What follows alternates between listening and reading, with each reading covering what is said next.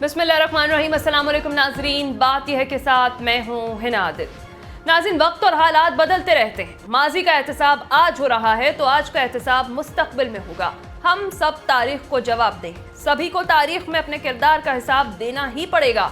अगर हम चाहते हैं कि हमारी आने वाली नस्लों में सुरखरू हों तो हमें बिला वजह की नफरत और गुस्से को खत्म करना होगा। नाज़रीन, आज की बात यह है कि ऑपरेशन मर्ग बरसरम 4, पाकिस्तान का ईरान को मुंह तोड़ जवाब। पाक फौज का ईरानी सूबे सीस्तान में दहशतगर्दों के ठिकानों पर भरपूर हमला। ISPR का कहना है कि कलअदम BLA BLF के ठिकानों को निशाना बनाया गया, जबकि दफ्तर खारजा का यह कहना है कि नाम नेहाद सरम 4 पाकिस्तानियों का खून बहाते रहे। सलामती और कौमी मुफाद पर कोई समझौता नहीं किया जा सकता। प्रोग्राम के दूसरे हिस्से में हम बात करेंगे कि नवाज शरीफ ने हाफिजाबाद से इंतखाबी मुहिम का आगाज कर दिया। कहते हैं 5 जजेस ने 25 करोड़ अवाम के नुमाइंदे को फारिग किया। दूसरी तरफ चौधरी सरवर का कहना है कि PTI बिलावल भुट्टो को कामयाब करा के नून लीग को शिकस्त दे। और खैबर पख्तूनख्वा में 4 बड़ी जमातों में सीट एडजस्टमेंट ना हो सकी। प्रोग्राम के आखिरी हिस्से में हम बात करेंगे आम इंतखाबात के लिए वफाकी वजीर की सरबराही में सिक्योरिटी इंतजामात के लिए कमेटी कायम। बिलावल भुट्टो कहते हैं कि मेयर कराची वजीर आला सिंध के बाद वजीर आजम भी जियाला लाएंगे और मेरे 161 और 164 के बयान ने हल्फ पर रिकॉर्ड नहीं हुए। आजम खान का ये इंकशाफ। दूसरी तरफ आजम खान बयान से पहले कुरान पर हाथ रखकर हल्फ उठाएं, बानी PTI ने यह मुतालबा कर दिया है। इन तमाम टॉपिक्स पर आज हम बात करेंगे। हमारे साथ मौजूद होंगे नसीर वागा साहब, रिजवान रजी साहब, सलमान आबिद साहब और हमें ज्वाइन करेंगे अब्दुल क़ुयूम सिद्दीकी साहब। सलमान आबिद साहब, मैं आपसे आगाज़ करूंगी। पाक फौज ने अब ईरानी सूबे सीस्तान में दहशतगर्दों के ठिकाने पर भरपूर हमला किया है। ऑपरेशन मर्ग बसरम 4 जो है, पाकिस्तान का ईरान को मुंह तोड़ जवाब है। क्या कहेंगे, हिसाब बराबर हो गया? देखिए, मसला बराबर करना नहीं है, बल्कि पाकिस्तान ने एक वाज़ेह तौर पे पैगाम दिया है कि ईरान की सरजमीन पर भी कुछ ऐसे लोग मौजूद हैं जो पाकिस्तान की दाखिली सलामती को चैलेंज कर रहे हैं, और उसमें बलूचिस्तान के हवाले से जो वहाँ पे मिलिटेंट हैं उनको ख़ास तौर पे टारगेट किया गया है। ये हमला ईरान पर नहीं है, ना ईरान के फौजियों पर है और ना वहाँ कोई अवाम के ऊपर किया गया है। ये बड़ा स्पेसिफिक टारगेटेड था। जो वहाँ पर मौजूद दहशतगर्द हैं जो पाकिस्तान से ताल्लुक़ रखते हैं लेकिन ईरान में पनाह लिए हुए हैं, उनको निशाना बनाया गया है। तो एक बड़ा वाज़ेह पैगाम दिया गया है। लेकिन मसला ये है कि हमारे यहाँ मीडिया में इसके ऊपर जब हाइप क्रिएट की जाती है तो ये जो बदले लेने वाले अल्फाज हैं, मेरा ख्याल है कि हमें उससे गुरेज करना चाहिए। दोनों मुल्कों के दरमियान कशीदगी ख़त्म होनी चाहिए और दोनों मुल्कों के दरमियान ये जो बदएतमादी पैदा हुई है ये ख़त्म होनी चाहिए और मामलात को अफ़ाम तफ़हीम के साथ हल किए जाएँ। और दोनों अतराफ़ में अगर ऐसे लोग मौजूद हैं जो एक दूसरे की रियासतों के लिए चैलेंज बने हुए हैं तो उसके लिए एक मुश्तरका ऑपरेशन, मुश्तरका हिकमत अमली, जॉइंट मैकेनिज़्म बनना चाहिए। एक बात, चीन ने भी ये जो बात की है सालसी के हवाले से, किसी को आगे बढ़ना चाहिए। ये मामला आगे नहीं बढ़ना चाहिए क्योंकि बड़ा सेंसिटिव मामला है और इसमें काफ़ी जो खलीज ममालिक हैं हमारे, ये जो शिया सुन्नी जो मामलात हैं, इसके अंदर भी एक कशीदगी और बदमज़गी पैदा हो सकती है। तो मैं समझता हूँ कि पाकिस्तान ने एक जवाबी वार करके बाकायदा ये पैगाम तो दे दिया है कि पाकिस्तान किसी भी सूरत में अपनी दाखिली सलामती के ऊपर कोई कंप्रोमाइज़ नहीं करेगा। और ये बात अब ईरान को भी समझ लेनी चाहिए कि ईरान ने जिस तरह से इस चीज़ को इनिशिएट किया था उसका फ़ायदा नहीं हुआ, बल्कि उससे बदएतमादी बढ़ी है। और बेहतर होता कि ईरान जो है वो इनिशिएटिव लेने से पहले पाकिस्तान की सियासी क़यादत को, पाकिस्तान की अस्करी क़यादत को अगर ऑन बोर्ड ले लेता तो पाकिस्तान खुद इस मामले में फैसिलिटेट करने के लिए तैयार है। क्योंकि माजी में भी पाकिस्तान ने ईरान के मुतालबों पर कई इस तरह की कार्रवाइयाँ की हैं और आगे भी कर सकता था और आगे भी करनी चाहिए। लेकिन मसला ये है कि जब आप किसी और के एजेंडे के ऊपर बैठ के इस तरह से चीज़ों को लेकर चलेंगे जिसमें ये शय मिलना शुरू हो जाए कि शायद हिंदुस्तान जो है वो यहाँ पर हो, और ये जो त्रिकोण बनाने की कोशिश की जा रही है कि जी शायद अफगानिस्तान, भारत और ईरान जो है वो पाकिस्तान मुखालिफ एजेंडे के ऊपर इकट्ठे होंगे, मेरा ख्याल है कि ये कोई अच्छी हिकमत अमली नहीं है और इस तरह का कोई माहौल नहीं बनना चाहिए और ना ही इस तरह का कोई तनाव और टकराव और महाजराई पैदा होनी चाहिए। तो दोनों तरफ के लोगों को सिचुएशन को रियलाइज़ करते हुए, उसकी सेंसिटिविटी को समझते हुए मामलात में कूल करना होगा। और अब जो कुछ हुआ है, चाहे एक तरफ वहाँ से इनिशिएटिव लिया गया है, एक इनिशिएटिव यहाँ से लिया गया है, उसके बाद अगर कोई चीज़ें हैं ऐसी, और जैसे मैं कह रहा हूँ, तो फिर वो जॉइंट मैकेनिज्म के साथ और दो तरफा ताउन के साथ आगे बढ़े तो ये दोनों मुल्कों के बेहतर मफाद में। क्योंकि पाकिस्तान जब वो कहता है ना कि जियो इकोनॉमिक्स और जियो कनेक्टिविटी, जी उसकी बुनियाद के ऊपर आगे बढ़ना है, तो फिर उन चीज़ों को लेकर आगे बढ़ना होगा। ठीक है। रजी साहब, जिस तरह से पाकिस्तान का दो टोक मौक़िफ़ है कि सलामती और कौमी मफाद पर कोई समझौता नहीं होगा, कलअदम BLA और BLF के जो ठिकाने हैं उनको ही निशाना बनाया गया, ISPR ने वाज़ेह तौर पर बताया। आप क्या समझते हैं, पाकिस्तान को फौरी रद्द-ए-अमल देने पर किस बात ने मजबूर किया और ये मामला आपके ख्याल में कहाँ जाकर रुकेगा?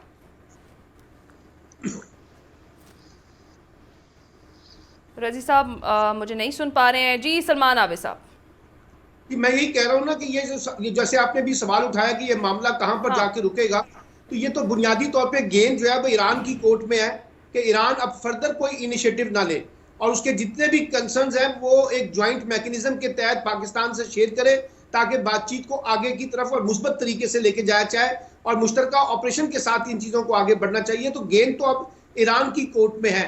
ईरान ने ये फैसला करना है कि वो उन चीज़ों के ऊपर फर्दर रद्द-ए-अमल ना दे, क्योंकि अगर वो फर्दर रद्द-ए-अमल देगा तो एक तरफ से रद्द-ए-अमल फिर पाकिस्तान की तरफ से भी आएगा और वो फिर मामला कशीदगी की तरफ जाएगा, ताल्लुकात को खराब करेगा और बदमज़गी पैदा करेगा और बल्कि पूरे रीजन के अंदर एक तनाव पैदा करेगा। क्योंकि देखिए ना, जितने भी ममालिक हैं वो नहीं चाहेंगे कि ये तनाव इतना आगे बढ़े कि हम भी उसका शिकार हो जाएं। और मैं ये कहा है कि जैसे फिरका वाराना मामलात को बुनियाद बनाकर जो है, अगर इसके अंदर कोई शिद्दत आती है तो वो दोनों मुल्कों के लिए भी मफाद में नहीं है और रीजनल कॉन्टेक्स्ट के लिए भी मैं समझता हूं कि खतरे की बात होगी। तो इसलिए दोनों तरफ से जरा ठहराव की पॉलिसी इख्तियार की जाए और जो भी कंसर्न्स हैं उनको सफारतकारी के जरिए, डिप्लोमेटिक तरीके से और ज्वाइंट ऑपरेशन के जरिए रिजॉल्व किए जाए तो ज़्यादा बेहतर होगा। ठीक है। अब्दुल करीम सिद्दीकी साहब, जिस तरह से पाकिस्तान का वाज़ेह और दो टोक मौक़िफ़ है कि सलामती और कौमी मफाद पर कोई समझौता नहीं किया जाएगा और ISPR ने बता दिया है कि कलअदम BLA और BLF के जो ठिकाने थे स्पेसिफिकली उनको जो है वो निशाना बनाया गया, आप क्या समझते हैं कि पाकिस्तान ने ये जो फौरी रद्द-ए-अमल दिया है इस पर किस बात ने मजबूर किया, और दूसरा ये कि आपके ख्याल में ये मामला कहाँ जाकर रुकेगा? देखिए, जब जंग शुरू हो जाती है तो फिर वो तो अपने ही उसके डायनामिक्स होते हैं, लेकिन मेरा ख्याल में कि पाकिस्तान ने बड़े रिस्ट्रेंट का मुजाहरा किया है इस वक्त। और न सिर्फ ये कि ये एग्रेशन और जारहियत जो है वो पाकिस्तानी सरहदों की खिलाफ वर्जी की गई ईरान की जानिब से, बहाना बनाकर कुछ और। अब ये अब तो बहुत सारी बातें हो रही हैं कि रीजन के अंदर क्या सूरत हाल है, अपना रशिया यूक्रेन वार का, और फिर उसके बाद इसराइल के अंदर जो कार्रवाइयाँ हो रही हैं उसका, और इस रीजन से जुड़ी हुई ईरान की जो पॉलिटिक्स है उसमें ईरान जो है वो किस तरह से जंग को शायद आगे तरफ बढ़ाना चाह रहा है या ख़त्ते की तरफ लेके आना चाह रहा है। तो इसमें ख़त्ते में एक बड़ी तजारती और फ़ौजी ताकत जो है वो चीन भी यहाँ पर मौजूद है। चीन की जानिब से जो है वो इस मामले के अंदर जो है सफारती तौर के ऊपर जो है दोनों ममालिक के दरमियान इस जंग को ठंडा करने की कोशिश का बयान भी आ गया है। पाकिस्तान का जो रिस्पांस था वो ये ड्यू था। देखें, डिप्लोमेटिक चैनल्स मौजूद होते हुए ईरान की तरफ से ये कार्रवाई जो है इसको किसी भी तरह से जो सफारती नॉर्म्स हैं और जो बैनुल अक़वामी दुनिया नहीं भी किसी भी तरह से इसको ठीक नहीं देखा जा सकता है। अब जब ईरान ने ये वाक़या कर दिया था तो उसके बाद एक मैचिंग रिस्पांस जो है वो पाकिस्तान की तरफ से जाना लाजिम था, जो कि पाकिस्तान ने अपनी जो है वो आज की कार्रवाई जो है उसके बाद उसको वाज़े कर दिया है। तो अब जो है वो लेवल प्लेइंग फील्ड हो गई है, दोनों ने अपनी अपनी जो सरहदी हिफाजत थी उसको ऊपर अपना इक़दाम जो बनता था वो किया गया है। तो अब मेरा ख्याल है कि दोनों बरादर इस्लामी मुल्क हैं और इस्लामी मुल्क किसी भी दो इस्लामी मुल्कों के दरमियान किसी भी वजह से होने वाले तनाज़ा या जंगी सूरत हाल को अवाम जो है वो इसको तक़वियत नहीं देंगी, और दोनों इस्लामी बरदर मुल्क जो हैं उनको बैठ कर और बाहमी ताल्लुक़ात जो हैं वो उसकी रोशनी के अंदर रहते हुए डिप्लोमेटिक चैनल्स को ज़्यादा इस्तेमाल करते हुए इस एस्केलेशन को बढ़ने से रोकना चाहिए और इसको यहीं रुकना चाहिए। ठीक है। तो अब्दुल करीम सिद्दीकी साहब, क्या लगता है कि ईरान को फिर अपने बरादर इस्लामी मुल्क पाकिस्तान के खिलाफ ऐसी कार्रवाई की ज़रूरत क्यों पड़ गई? क्योंकि जिस तरह से अभी आपने बात की है, सफारती सतह पर भी तो कोई हल निकाला जा सकता था। जी हाँ, बिल्कुल। जैसे कि अब तो बहुत सारी चीज़ें सामने आ रही हैं, जैसे मैंने पहले भी बयान किया कि जो ईरान की मुख्तलिफ कार्रवाइयाँ हैं हौथीज़ के हवाले से, जिस तरह से उसमें कार्रवाइयाँ हो रही हैं, फिर यूक्रेन और रशिया वॉर है, फिर इसमें इस जंग के अंदर अगर रशिया इन्वॉल्व है तो अब क्या अमेरिका को इस जंग के अंदर इन्वॉल्व करने के लिए पाकिस्तान के ऊपर इस तरह की चढ़ाई की जा रही है ताकि एक बड़े पैमाने के ऊपर जो है वो जंग शुरू हो, अल्लाह ना करे कि ऐसा हो। लेकिन मेरा ख्याल है कि बड़ी वाज़ेह हो गई कि पाकिस्तान ना सिर्फ ये कि दिफाई एतबार से बल्कि जंगी एग्रेशन के हवाले से कंपैरिजन भी नहीं है। अगर आप वो फायर पावर इंडेक्स जो है उसको देखें तो पाकिस्तान की दिफाई सलाहियत का और ईरान की जो दिफाई सलाहियत है उसके अंदर बड़ा फ़र्क है। पाकिस्तान जहाँ उस पर 7वें नंबर के ऊपर है, वहीं पे ईरान का नंबर 14 है। और पाकिस्तान के पास बहुत ज़्यादा ताकत है, एटमी क़ुव्वत है, और फिर इसके अलावा भी पाकिस्तान के पास जो फ़ज़ाई और ज़मीनी फ़ौज का जो तफावत है वो भी पाकिस्तान के हक़ के अंदर है। तो पाकिस्तान ने अपना मैसेज जो था वो उनको दे दिया है। अब ज़ाहिर है ये ईरान के ऊपर है और दीगर बरदर इस्लामी मुल्कों के ऊपर है कि वो ईरान को समझाएं कि ये जंग जो है वो पूरे मुस्लिम उम्मा और बल्कि पाकिस्तान और ये जो रीजन का खित्ता है हमारा, इसके लिए भी किसी तरह से सूदमंद नहीं है। ठीक है रज़ी साहब, जिस तरह से अभी हम बात कर रहे हैं पाक ईरान कशीदगी पर, अब कौमी सलामती कमेटी का भी इजलास तलब कर लिया गया है, अहम फैसले मुतवक्के हैं, जबकि चीन ने फिर एक मरतबा जो है वो सालिसी की पेशकश कर दिया है। क्या खित्ते में अमन के लिए चीन कुछ कर पाएगा? देखिए, पाकिस्तान के वज़ीर आज़म जनाब अनवारुल हक काकड़ साहब जो हैं वो वर्ल्ड इकनॉमिक फोरम में थे, वो दौरा मुख्तसर करके वापस आ गए हैं 2 दिन के अंदर ही, और वो इन अहम इजलासों की सदारत करेंगे। लेकिन इसके अंदर 2 बातें बड़ी अहम हैं। वो ये है कि कल पाकिस्तान शाम तक इस बात की कोशिश करता रहा कि किसी तौर पे ईरान जो है इसको कोई अपनी गलती मान ले और गलत फहमी कह दे और हम जो हैं वो इस लेवल तक ना जाएं। लेकिन ईरान ने बल्कि उसके उल्टा जो था, उनके वज़ीर दिफा ने कहा कि जनाब हमने ये किया है और हम आइंदा भी करेंगे जहाँ पे ज़रूरी ख्याल करेंगे। और फिर उनके जो नायब वज़ीर ख़ारजा हैं जो कि वर्ल्ड इकनॉमिक फोरम में ही मौजूद थे, और वज़ीर आज़म पाकिस्तान से उनकी मुलाकात भी हुई थी, केयरटेकर वज़ीर आज़म से, उन्होंने वहाँ पे ही एक सेशन में क्वेश्चन आंसर में रिप्लाई करते हुए कहा कि उन्होंने पाकिस्तान के अंदर इसराइल के इंटरेस्ट को हिट किया है।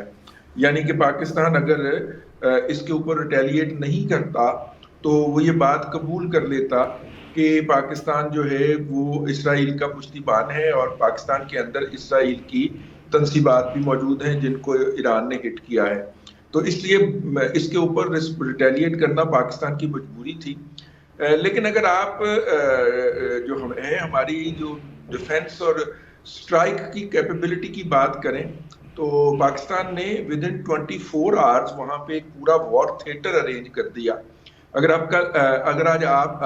आप आज सुबह की हिट का डिफेंस के हवाले से एनालिसिस करें और फायर पावर के हवाले से एनालिसिस करें, पाकिस्तान ने जमीन से जमीन पे मार करने वाले मिसाइल को भी इस्तेमाल किया है, पाकिस्तान ने ड्रोन को भी इस्तेमाल किया है रिकॉन्सेंस के लिए, वहां पे जाके पूरा जायजा लेने के लिए। पाकिस्तान ने अपना तैयार किया हुआ JF थंडर भी इस्तेमाल किया है और उस JF थंडर को एस्कॉर्ट किया है पाकिस्तान के F-16 ने। इस तरह पाकिस्तान ने अपनी पूरी कोऑर्डिनेटेड जो वॉर थिएटर के अंदर रिक्वायरमेंट होती है उसको एग्जिबिट किया है, डिस्प्ले किया है। इसके मुकाबले में ईरान के पास जो कहर नामी तैयारा है वो अमेरिका की तरफ से शाह ईरान को दिए हुए 60 की दहाई का यकीनन जदीद तरीन तैयारा हो सकता है, लेकिन उसके बाद से उसके पास जो है वो कोई जदीद तैयारा नहीं है। और ये वो टेरेन ऐसा है जिसके ऊपर लैंड की वॉर तो नहीं होनी, इसके अंदर तो यही एयर टू एयर भी कॉन्फ्लिक्ट जो है वो आगे चलना है। और जिस तरह का वो क्लीन टेरेन है, अगर वहाँ पे कोई लैंड फोर्सेस आती भी हैं तो वो किसी भी ड्रोन के लिए और किसी भी JF थंडर के लिए एक मरहूब निशाना होंगी। इसलिए पाकिस्तान ने उसको भी डिस्प्ले कर दिया।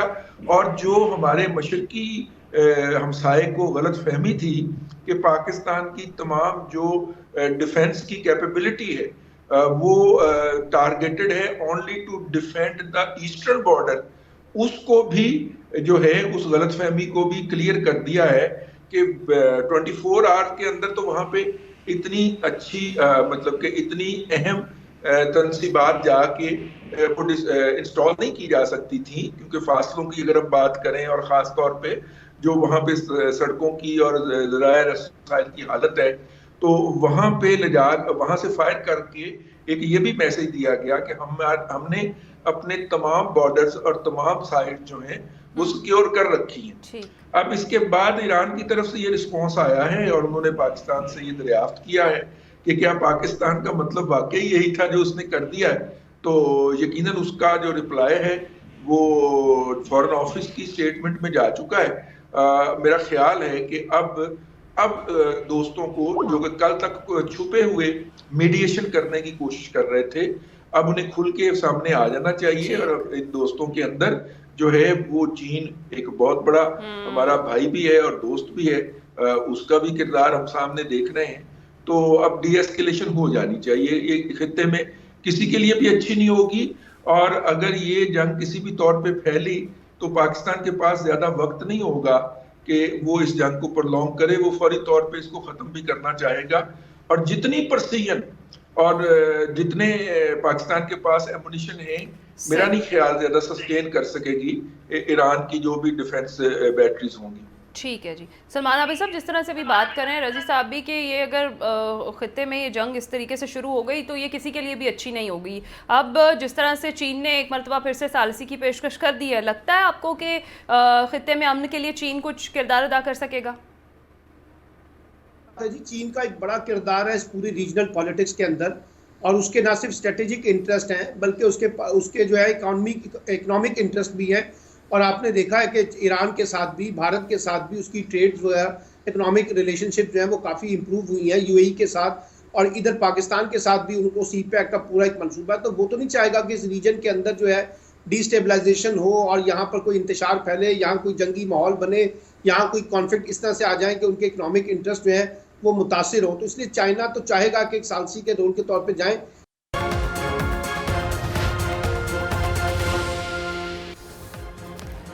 वेलकम बैक नाजरीन। बिलावल भुट्टो जरदारी साहब जलसा आम से खिताब कर रहे थे, वो हम सब ने सुना। रजी साहब क्या कहेंगे? वो कह रहे हैं कि अब हमारे अलावा किसी के पास भी कोई मंशूर है ही नहीं है। जी बिल्कुल, कल मेरा ख्याल है, लगता है कि बिलावल ने भी सलमान भाई की बात सुन ली है, सलमान आबिद साहब की, क्योंकि इन्होंने कल पॉइंट आउट किया था कि उन्होंने अभी तक अपना मंशूर भी जारी नहीं किया और 15 को जारी करना था। आज हम 18 वाले दिन बैठे हुए हैं और उसका कोई तज़किरा भी नहीं है कहीं पे किसी पे। और ज़ाहिर है कि जब आप इस तरह का लूपहोल छोड़ते हैं तो आपके पॉलिटिकल राइवल हिट करते हैं। एक बात। दूसरी बात जो है, जो बड़ी इंपॉर्टेंट बात इसके अंदर उन्होंने बार बार तसरीह के साथ कही जनाब बिलावल साहब ने, वो उन्होंने कहा कि जी मुकाबला जो है वो वोट तीर और शेर के दरमियान है, तो इसलिए आप अपना किसी और को दे के अपना वोट जाया ना करें। यानी कि उन्होंने इनडायरेक्टली राइट ऑफ किया पीटीआई को। हालांकि केपी के अपना सिंध की हद तक ना हो, लेकिन पंजाब में जो पीटीआई का वोट है वो फैसला कुन किरदार अदा करेगा और उसके नतीजे के अंदर पीटीआई के अपने लोग भी जीत सकते हैं। मेरा ख्याल है पीटीआई की अभी भी गुफ्तगू जो है वो पोस्ट इलेक्शन सिनेरियो के लिए जारी है। जमात इस्लामी भी उनमें शामिल है कि जिनके अंदर वो शामिल हो जाएंगे उनके आज़ाद उम्मीदवार, ताकि वो अपनी आज़ाद सीटें जो हैं, जो वो मखसूस सीटें हैं, उनमें से कुछ हिस्सा हासिल कर सके। तो मेरा ख्याल ये है कि बिलावल ने एक अच्छी इलेक्शन की तकरीर की है, हाज़रीन की तादाद भी अच्छी खासी थी, और जो है वो अब वो लाहौर वापस आ रहे हैं, लाहौर तो नहीं वापस आ रहे, पंजाब वापस आने की बात की है रहीम यार खान में। उन्होंने कहा कल कोई जलसा करेंगे, देखें क्या रिस्पांस मिलता है। चलें, ठीक है। अब्दुल क़य्यूम सिद्दीकी साहब, बिलावल भुट्टो जरदारी साहब कहते हैं मेयर कराची और वज़ीर आला सिंध के बाद अब वज़ीर आज़म भी जियाला ही लाएंगे। क्या देख रहे हैं, पीपल्स पार्टी का ख्वाब पूरा हो पाएगा? देखें, ख्वाब देखने पे तो कोई पाबंदी नहीं है। हाँ, ये भी है। और जहाँ तक सिंध की सूरत हाल है, वो सिंध की सूरत हाल जो है वो कराची के बाद जो पूरे मुल्क की सूरत हाल है वो उससे बहुत मुख्तलिफ है। सिंध के अंदर पाकिस्तान पीपल्स पार्टी जो है वो एक तवील अरसे से इक़्तिदार के अंदर है, जहाँ पे उनको काम करने का मौका मिला, ज़रूर किया होगा कुछ ना कुछ काम। लेकिन वो उन्होंने कहा कि पंजाब आ रहे हैं शेर का शिकार करने में, मैं ज़रा मोहतात होके और बख्तरबंद गाड़ी में आए, ये ना हो कि कहीं शेर ही ना खादे शिकारी हो। अच्छा। तो पंजाब को इतनी पंजाब जो है वो कोई इतनी क्या वो मैदान नहीं होगा उनका कि जिसके अंदर जो है वो बहुत आसानी से शेर का शिकार आसान कर हदफ देंगे। नहीं होगा। वहाँ पे बड़ी अच्छा, मेहनत करने की इसमें ना जरूरत एक और बात जी है, हाँ, वहाँ पे इसमें एक और बात है। जी जी। मैं अर्ज करने लगा था, इन्होंने 38,000 घर बनाने का ऐलान किया है, 38 लाख। पहले एक साहब ने 50 लाख घर बनाने का ऐलान किया था, उनका वाला तो हम देख चुके हैं। अब पता नहीं ये 38 लाख घर बना पाते हैं कि नहीं बना पाते। सही है, लेकिन बेसिकली सलमान आबिद साहब को डॉलर है। ठीक है जी। जी सलमान आबिद साहब, आप क्या कहेंगे? देखिए, अगर आपने पाकिस्तान का खुशहाल मुस्तकबिल देखना है तो पाकिस्तानी सियासतदानों की जज्बाती और खुशनुमा तकरीरें सुना करें। और लगता है कि इनकलाब चंद दिन की बात है और पूरी पाकिस्तान में एक बड़ा सबज हलाली इनकलाब आने वाला है। जैसे अभी कय्यूम सिद्दीकी साहब कह रहे थे कि मौसूफ की 15 साल से सिंध में हुकूमत है, वहाँ जो इनकलाब है वो भी हमने देख लिया है। तो ये इनकलाब बस आप यही कह रहे हैं कि बातों की हद तक है, और पाकिस्तान में तो ऐसा ही होता है हमेशा। देखते हैं कि हालात वाकई बदलते हैं कि नहीं। आज के प्रोग्राम से नाज़रीन इतना ही। अपना ख्याल रखिएगा, फीडबैक ज़रूर दीजिएगा। अल्लाह हाफ़िज़।